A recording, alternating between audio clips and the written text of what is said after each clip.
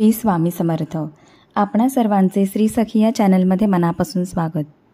आजच्या व्हिडिओमध्ये आपण रविपुष्य अमृत योग केव्हा आहे, त्याची वेळ, धनप्राप्तीसाठी या दिवशी करायचा एक सात्विक उपाय याबद्दल जाणून घेणार आहोत.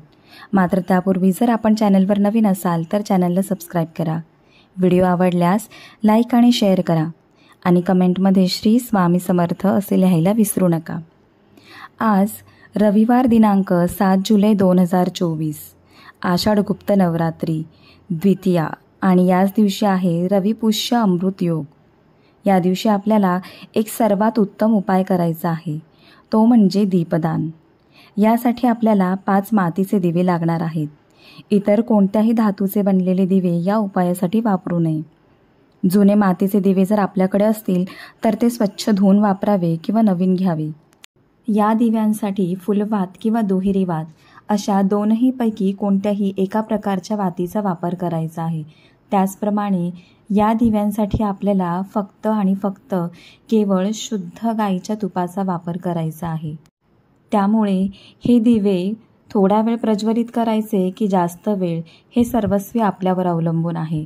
जास्तीत जास्त वेळ प्रज्वलित करता आले तर उत्तमच, मात्र कमीत कमी 2 ते 3 मिनिटे हे दिवे तेवत राहणे महत्त्वाचे आहे.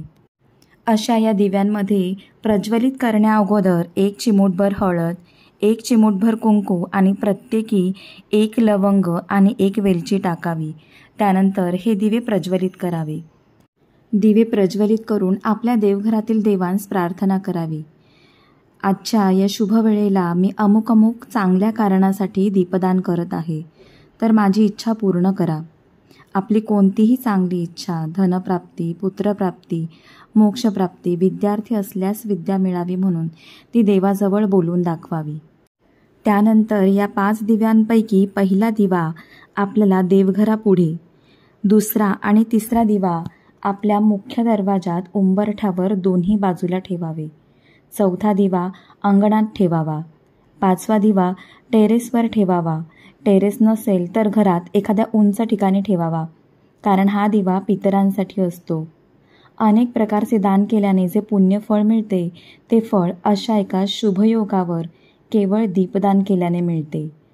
रविपुष्य अमृत योग आज रविवार सकाळी 6:07 सुरू होणार असून दुसऱ्या दिवशी म्हणजे सोमवारी सकाळी 6:03 असणार आहे. त्यामुळे या शुभयोगावर असे एक दीपदान नक्कीच करावे. झालेली सेवा स्वामींच्या चरणी रुजू करते आणि आजचा व्हिडिओ इथेच थांबवते. पुन्हा भेटूया अशाच एका नवीन व्हिडिओसह. श्री स्वामी समर्थ.